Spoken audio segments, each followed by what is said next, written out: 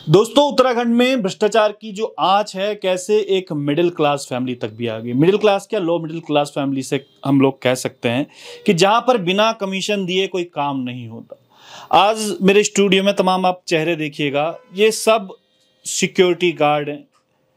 एक कोई outsource company है जो हमेशा से हम उठाते हुए आते हैं कि उत्तराखंड में किस प्रकार से आउटसोर्स कंपनी की लूट मची हुई है। अब वो लूट आप ये देखिएगा, लूट का आलम आप ये देखिएगा कि ये जितने भी आपको लोग नजर आ रहे होंगे, 9-10 साल से लगातार सिक्योरिटी का काम बैंक में कर रहे हैं। एक पुरानी कंपनी जो हल्द्वानी की थी, 9-10 साल से काम कर रहे थे, कोई 2013 से भी काम कर रहा था, यानी कि 12-13 साल भी हो गए। उसके बाद अचानक से एक दिल्ली की कंपनी आती है और इनको गेट आउट कर देती। इनसे कहा जाता है कि या तो 15,000 रुपये कमीशन दो प्रत्येक व्यक्ति, उसके बाद हम आपको रखेंगे, वरना आपको हम लोग नौकरी से निकाल देंगे। और आज ये सारे तमाम लोग आप ये देखिएगा, अब ये नौकरी पर नहीं है। इन्हीं से बात करते हैं, जानते हैं क्या कुछ है। नमस्कार जी, अपना नाम बता दीजिए जरा, क्या क्या है। मेरा नाम अमित चौधरी है। अच्छा, आपका नाम है सर? मेरा नाम मान सिंह है। अच्छा, आप तो मेरे को 50+ एज ही नजर आ रहे हैं, सारे के सारे अंकल जी भी नजर आ रहे हैं। सोहन लाल। अच्छा, सोहन लाल। आप सब उत्तराखंड हरि सिंह भंडारी। जी जी। अच्छा, क्या है पूरा मामला, थोड़ा जरा डिटेल में बताइएगा ताकि हमारे दर्शकों को भी समझ में आ पाए कि उत्तराखंड में आखिर चल क्या रहा है। मामला ये है कि क्या नाम ले, जो हमारी पुरानी जो सिक्योरिटी थी, कम से कम 20-25 साल से टेंडर उन्हीं के पास था। तो लगभग हम कोई 10 साल, कोई 12 साल, कोई 5 साल से कंटिन्यू अपना बैंक में गनमैन के पोस्ट पे तैनात थे। तो जून 2025 में तो नई कंपनी जो दिल्ली की है उनको टेंडर दिया गया। तो उनके द्वारा हमसे कांटेक्ट किया गया। तो उन्होंने हमसे बोला कि अगर आपको कंटिन्यू करनी है तो हमको 15-15 हज़ार रुपये दो। तो हमने बोला 15 हज़ार रुपये किस चीज़ के? बोले हमारे सर्विस चार्ज है। तो हमने उनको मना किया। तो उन्होंने ये बोला कि अगर करना है तो करो, वरना 15 हज़ार रुपये देने ही पड़ेंगे आपको। तो हमने उनको मना कर दिया। तो उन्होंने ये बोला कि ठीक है, फिर तो जो सैलरी से कटेगा वो हम आपको इतना वो देंगे। तो हमने यही बोला कि हमने पहले भी एक मीडिया कॉन्फ्रेंस की थी, सब जितने भी गनमैन थे 157 ब्रांच हो गए। तो हमने हल्द्वानी में जो डीएम है उनको ज्ञापन दिया था। तो उन्होंने बैंक से फटकार लगाया, बोला कि ये 15-15 हज़ार रुपये किस चीज़ के मांग रहे हैं। तो उन्होंने ये बोला कि जो सिक्योरिटी इंचार्ज है हमारे प्रदीप सिन्हा, तो उन्होंने ये बोला कि क्या नाम ले, कोई भी 15 हज़ार रुपये नहीं देगा। और ये मैटर वहीं पे बंद हो गया था। तो आपने उनसे ये पूछा नहीं कि भाई जो 15,000 रुपये आप मांग रहे हो, जो आपकी सिक्योरिटी एजेंसी है, तो क्या इस कोई लॉ में लिखा हुआ है, नियम कानून में लिखा हुआ है कि भाई जिस समय आपका इनसे टाइप हुआ होगा उसमें लिखा हुआ है ये सब चीजें? नहीं, हमने उनसे ये भी पूछा तो उन्होंने बोला नहीं, ये हमारी कंपनी का रूल है, देना ही देना है अगर काम को आपको करना है तो। हमने बोला उनको दिखाओ भाई कहाँ पे है। तो हमने अपने जो सिक्योरिटी इंचार्ज है उनको फ़ोन किया। तो उन्होंने बोला कि नहीं, ऐसे तो कोई बात नहीं हुई 15 हज़ार की। मैंने कहा सर सबसे मांग रहे हो 15-15 हज़ार रुपये, बोला करना है तो करो वरना मत करो। तो उन्होंने बोला कि ठीक है, हम देखते हैं इस मैटर को। तो उन्होंने क्या किया, मेल भी डाली है, बोला कि कोई 15 हज़ार रुपये नहीं देगा, क्योंकि सब लोग ज़्यादातर पुराने लोग हैं, कोई 12 साल, कोई 13 साल लोग हैं। तो इसी चक्कर में उन्होंने क्या किया, फिर हमारी सैलरी से काटना शुरू कर दिया उन्होंने 8 से 10 हज़ार रुपये।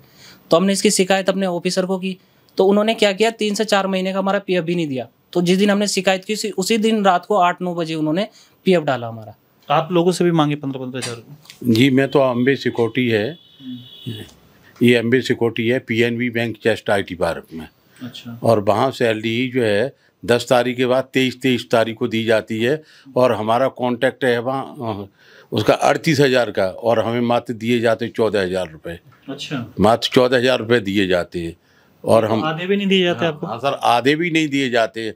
और जो कोई इनके खिलाफ जाता है उसे हटा देते हैं, और ना ही पीएफ देते हैं। इसके लिए मैं शासन में मैंने कई बार लिखा हुआ, लेकिन शासन प्रशासन से आज दिन तक कोई कार्रवाई नहीं हुई। आपको कितना समय हो गया वहाँ नौकरी करते हुए? मुझे अभी तो उसे 6 महीने हुए हैं। 6 महीने में अभी कोई पीएफ नहीं काट रहे वहाँ। अच्छा। हाँ, नहीं, इससे पहले भी उसमें थे आप? ना, इससे पहले कैनरा बैंक में था। कैनरा बैंक में इसका दिल्ली की साइल ऑफ सिक्योरिटी थी, उसने भी पीएफ नहीं काटा। उसका 42,000 का कॉन्ट्रैक्ट था, वो 15,000 रुपये देते थे मात्र। अच्छा। और कोई छोटी मोटी वैसी कोई नहीं हारी बीमारी में जाते पैसा काट लेते थे। अच्छा, अंकल तो बता रहे थे मेरे को कि 2013 से आप कर रहे हो? जी, 2013 से मैं कर रहा था नैनीताल बैंक में। हाँ। लेकिन अभी जो है इन्होंने जो नई सिक्योरिटी एजेंसी आई है ना, इन्होंने 10-12 बंदों को बाहर कर दिया अपनी एजेंसी के उसमें कमीशन खोरी के चक्कर में। और 15-15 हज़ार शुरू में आई थी। सबसे पहले ये हमारे नत्थ वाला ब्रांच में गए थे, जो आए थे सिक्योरिटी ऑफिसर, हमारे फील्ड ऑफिसर, उन्होंने वहाँ डिमांड लगाई 15,000 रुपये हमको दो। फिर वो मेरी ब्रांच में आए, फिर हमको बोला, फिर यहाँ बसंत बिहार में गए, वहाँ भी बोला कि 15,000 रुपये की डिमांड, तो हमने वो चीज़ मना कर दिया था। फिर जिस दिन उनका 1 जून से कॉन्टेक्ट होना था, सुपरवाइजर साहब आए हमारे पास, तो हमने ब्रांच मैनेजर साहब से बात करवाई उनकी, तो उन्होंने बोला कि देखो ये गलत है जो आप पैसे ले रहे हैं। तो उन्होंने उनके कहने फिर बोला कि ठीक है चलो पैसे नहीं लेंगे, लेकिन हमने 18,000 या 20,000 की डिमांड करेगी। चलो इतने बैंक अगर 5,000 बढ़ा के दे रहा है, पहली वाली सिक्योरिटी एजेंसी से 5,000 बढ़ा के दे रहा था बैंक ने सैलरी शीट दे रखी है, तो उसमें जो है हमने बोला चलो 18-20 भी दे दें तो ठीक है, लेकिन उन्होंने केवल 18-20 देने के लिए मना करता कि हम एजेंसी में जाकर बात करेंगे, और फिर जो भी होगा फिर उसके बाद कोई सिचुएशन निकला, फिर उन्होंने कोई जवाब नहीं दिया हमको। चलिए, तो आउटसोर्स का खेल तो हम काफ़ी पुराने तरीके से हम लोग देख रहे हैं, लेकिन सरकार को कार्रवाई करने के बजाय दिन प्रतिदिन आप ये खेल देखिएगा। अभी कुछ समय पहले जो हमने एक मामला उजागर किया था, वहाँ पर भी 22,000 रुपये विद एविडेंस जो RTI से प्राप्त हुए थे, उसमें लिखा हुआ था कि हम 22,000 और कुछ रुपये आपको देंगे, लेकिन एक्चुअल में जो अकाउंट में आते थे उनके 14,000 रुपये कुछ आते थे। सेम सिचुएशन यहाँ पर भी है। एक तो उत्तराखंड में वैसे ही इतनी बेरोजगारी है, और ऊपर से आउटसोर्स कंपनियों का जो ठेकेदारी प्रथा जो इन्होंने चलाई हुई है, उसका खेल आप देखिएगा। जो उत्तराखंड का यहाँ का मूल निवासी है, उसको किस प्रकार से प्रताड़ित यहाँ पर किया जा रहा है। एक कंपनी जो पिछले कुछ सालों से लगातार उनको जो सैलरी दे रही थी, तो आते ही एक झटके में तुरंत इनको निकाल देगा। थोड़ा उनके पास भी जाऊँगा। आपका क्या नाम है और आप कौन से? हरि सिंह भंडारी। हाँ, मैं जो है 2018 से नैनीताल बैंक में कार्यरत हूँ, और आज ये जो सिक्योरिटी आई है AE सिक्योटास के नाम से, इन्होंने हमको जो है पूरी तरह से गुमराह कर रखा है। इन्होंने हमें ये बोला था कि 18,000 आपको तनख्वाह मिलेगी, लेकिन 18,000 के जब 1 महीना हुआ तो उसके बाद जब तनख्वाह आई तो 16,500 रुपये हमारे खाते में आई। ना तो इन्होंने PF दिया, ना इन्होंने ESI दिया। PF अगर दे भी रहे हैं, अगर दिया भी इन्होंने तो, लेकिन मतलब उस हिसाब से नहीं दिया जिस हिसाब से मतलब इन्होंने तनख्वाह बोला था। 18,000 इन्होंने बोला था, लेकिन दी 16,500। उसमें से क्या हो गया, जो 1,500 रुपये इन्होंने बीच में जो गायब कर दिए, वो हमारे जो इन्होंने 15,000 रुपये जो मांगे थे हमसे, ये वो 15,000 रुपये वो वहाँ जो है 15 की जगह 18,000 रुपये वो जो है 1 साल तक काटते रहेंगे हमारे 15,000 रुपये, वो 1,500 रुपये, और वो जो है 1 साल में 18,000 रुपये होते हैं।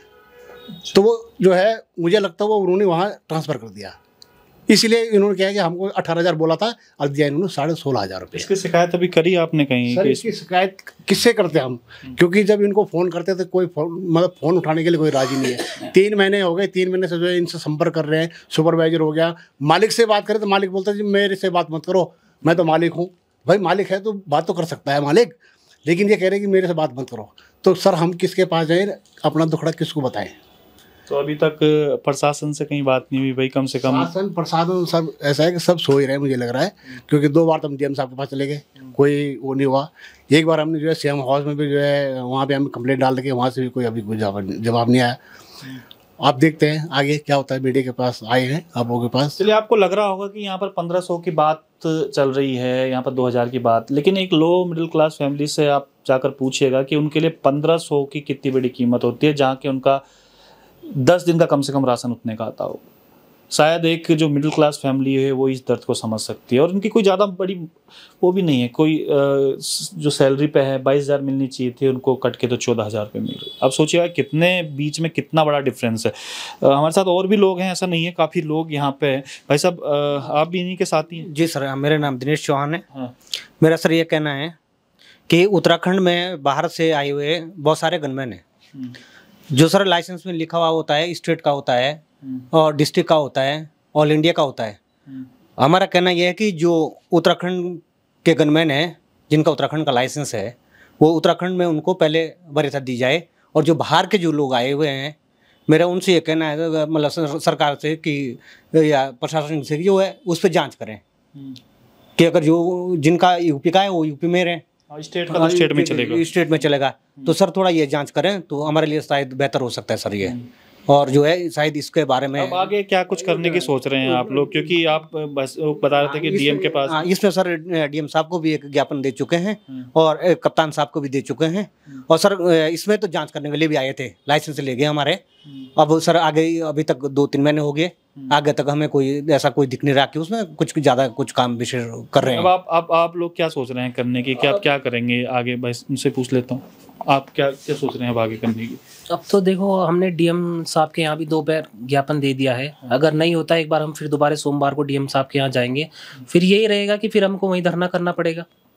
अगर इस तरह से चलता रहेगा, कम से कम 6 तारीख को उन्होंने हमें बिना नोटिस के निकाल दिया गया है 11:30 बजे ड्यूटी पे होने के बाद भी, तो फिर हम कहाँ जाएंगे जब कोई हमारा सुनेगा नहीं। शासन प्रशासन भी ये कह रहे हैं, वो लेबर कमिश्नर साहब के पास भी गए थे, उनका भी फ़ोन नहीं उठा रहे वो कंपनी वाले। उन्होंने हमारे सामने कॉल किया, उनका भी फ़ोन नहीं उठा रहे। टोटल आप कितने लोग प्रभावित हो रहे हैं इससे? ये 12-13 लोग हैं हम। नहीं, उत्तराखंड में तो सभी लोग प्रताड़ित है, जितने भी कंपनी है सब लोग इतना ही है। किसी का 35,000 रुपये में टेंडर है, उसको 12,000 14,000 ऐसे ही करके दे रहे हैं, दे ही नहीं रहे किसी को पूरी सैलरी उनके हिसाब। अगर बोलते हैं तो आवाज़ उठाते तो बोलते सर निकाल देंगे तुमको। अब वही हमने किया, अपना हक मांगा तो हमको 11:30 बजे हटा दिया ड्यूटी से। तो हमने कहा ठीक है भाई, जब तुमने हटा ही दिया तो हमने डीएम साहब के पास गए, तो डीएम साहब ने भी कहा कि चलो जांच करते हैं। तो लेबर कमिश्नर साहब आए, उन्होंने हमारे सामने फ़ोन किया, उन्होंने बोला कि मैं अभी थोड़ी देर में बात करूंगा। तो आज 6 तारीख से आज देखो 25 तारीख हो गई, ये कोई कॉल नहीं, कोई कुछ नहीं। मालिक को फ़ोन करे, वो बोला मैं बात नहीं करूंगा किसी से भी। अब वो जो सुपरवाइज़र है वो पता नहीं 4-5 लोग आ रहे हैं दिल्ली से, वो बोल रहे हैं मैं मालिक हूँ, वो बोल रहा है मैं मालिक हूँ। बताओ किससे बात करें हम, जब सब लोग आपस में अपने को मालिक बता रहे हैं। चलिए, ये हर लो मिडिल क्लास फैमिली की कहानी है। और अब हम उन कंपनी से भी बात करने की कोशिश करेंगे कि भाई जब 22,000 रुपये तय है तनख्वाह, 22,800 रुपये से, तो क्यों 14,000 मिल रही है, या क्यों अचानक से जब ये 9-10 सालों से लगे हुए थे ये लोग, तो अचानक से इनको हटा दिया जाता है, क्यों 15,000 रुपये कमीशन मांगी जाती है। वो तमाम बातें हम लोग करेंगे, लेकिन कम से कम सरकार को भी इनके ऊपर ध्यान देना चाहिए कि जो जीरो टॉलरेंस बड़े बड़े बैनर पोस्टरों में लिखती है, जो कहती है कि यहाँ पर जीरो टॉलरेंस की सरकार है, तो ये आउटसोर्स की तरफ से, जो आउटसोर्स कंपनी की तरफ से इस प्रकार की नियमों के खिलाफ जाकर इनका जो शोषण किया जा रहा है, उसकी जवाबदेही किसकी तय होगी? क्योंकि ये जो टेंडर निकले होंगे वो सरकार ने निकाले होंगे। और ऐसा क्यों हो रहा है कि जब हल्द्वानी की कंपनी से कोई दिक्कत नहीं थी इनकी, और जो एक दिल्ली की कंपनी आती है और इनसे 15-15 हज़ार रुपये कमीशन के तौर पर मांगती है, तो इसकी जांच भी होनी बहुत जरूरी है। उम्मीद करते हैं कि सरकार भी संज्ञान लेगी, और जो कंपनी है उनसे भी हम बात करने की कोशिश करेंगे कि पूरा माजरा क्या है। तब तक के लिए बने रहिएगा विजय पथ न्यूज़ पर। बहुत बहुत धन्यवाद।